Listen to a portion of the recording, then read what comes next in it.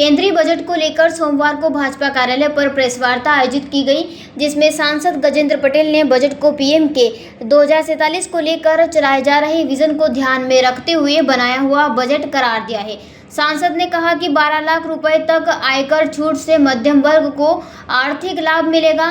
Budget को उद्योगों, किसान, मजदूर, युवा और महिलाओं को साधने वाला बताया।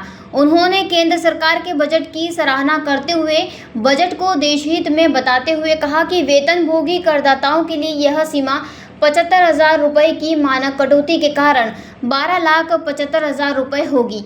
यह नई संरचना मध्यम वर्ग के करों को काफ़ी कम करेगी और घरेलू उपयोग, बचत तथा निवेश को बढ़ावा देने के लिए उनके पास अधिक धनराशि उपलब्ध होगी। राज्यों की भागीदारी से प्रधानमंत्री धन धान्य श्री योजना का शुभारंभ करेंगी। इस कार्यक्रम से 1,07,00,000 किसानों को मदद मिलने की संभावना है। किसान क्रेडिट कार्ड के माध्यम से लिए जाने वाले ऋणों के लिए ऋण सीमा 3 लाख से बढ़ाकर 5 लाख कर दी गई है। उन्होंने केंद्र सरकार द्वारा प्रस्तुत किए गए बजट को देश का सबसे बेहतर बजट बताया, जिससे देश तरक्की करेगा और आत्मनिर्भर बनेगा। इस दौरान भाजपा जिलाध्यक्ष नंदा ब्राह्मणे ने बजट को सर्वहारा हितैषी बताते हुए गरीब, मजदूर, किसान, महिलाओं के विकास उत्थान वाला बजट बताया। जो मोदी सरकार का मूल मंत्र है कि सबका साथ और सबका विकास और सबका विश्वास के साथ में सबका प्रयास, ये इस मूल मंत्र के आधार पर टिका हुआ है। और ये बजट 2047 में विकसित भारत कैसे बनेगा, तो उसकी शुरुआती वाला ये बजट है। और इसलिए ये बजट विकसित भारत के साथ में आत्मनिर्भर भारत को बनाना। अब विकसित भारत 2047 में बनेगा, इसलिए आत्मनिर्भर भारत कैसे बने, तो आत्मनिर्भर भारत को बनाने के लिए आत्मनिर्भर गांव बनाना पड़ेगी, आत्मनिर्भर शहर बनाना पड़ेगी, गांव में रहने वाले लोगों की व्यवस्थाएं आत्मनिर्भर करना पड़ेगी, शहर में चलने वाली दिनचर्या के माध्यम से उसको आत्मनिर्भर बनाना पड़ेगा।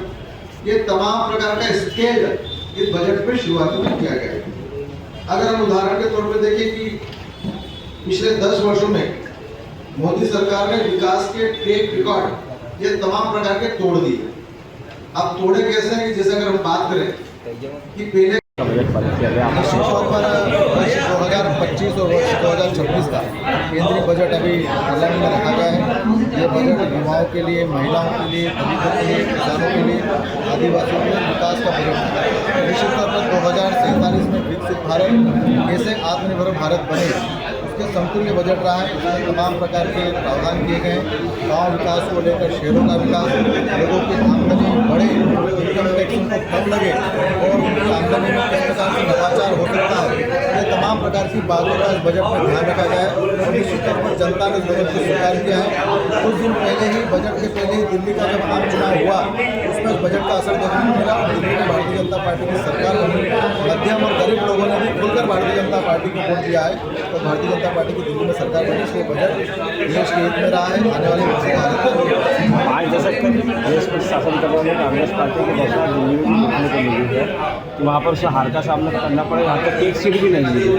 निश्चित तौर पर मेरा ऐसा मानना है और तुलना के जनता को ध्यान में आना चाहिए कि 1947 के बाद 1950 में जब चुनाव हुए थे, तब कांग्रेस एक अपनी हाइट की स्थिति में थी। जनता उसमें भ्रमित थी कि कांग्रेस ने ही देश को आज़ाद करा, परंतु उनका जो राजनीतिक जो सोच था, किसी सत्ता हासिल करना, कुर्सी पर बैठना, धीरे धीरे जनता को ध्यान में आता गया। और आज देश की आज़ादी के 75 साल बाद जनता जान चुकी है।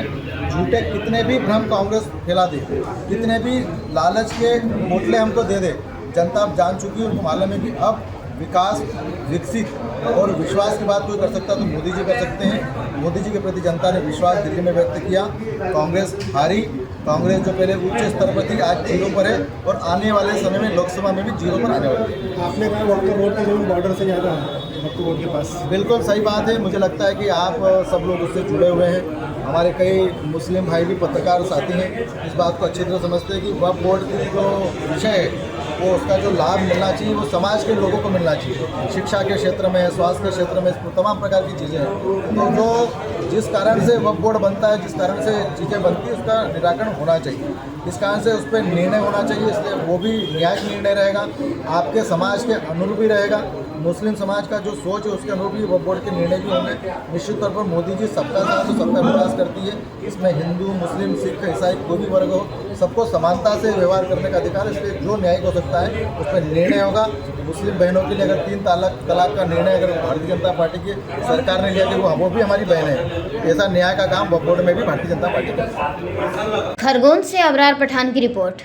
शर्मा जी, अच्छा हुआ अभी यहीं मिल गए। ये लीजिए, मुंह मीठा कीजिए। अरे ईशान, ये मिठाई किस खुशी में? शर्मा जी, मैंने नई कार ली है। अरे वाह, बहुत बधाई ईशान बेटा। लोन से ली होगी। क्या बात है ईशान भैया, नया घर भी बना लिया, नई गाड़ी भी ले ली, कहीं लॉटरी वॉटरी तो नहीं लगी है? हाँ भाई, कोई लॉटरी लगी है क्या?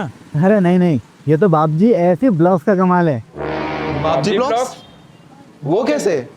वो ऐसे क्योंकि मैंने अपना घर बनाने में लाल ईंटों की बजाय बापजी ऐसी ब्लॉक्स का इस्तेमाल किया, जो लाल ईंटों की बजाय ज्यादा मजबूत, टिकाऊ और सस्ता होता है। इसमें ना प्लास्टर और सीमेंट की जरूरत होती है, ना ही तराई करने की झंझट।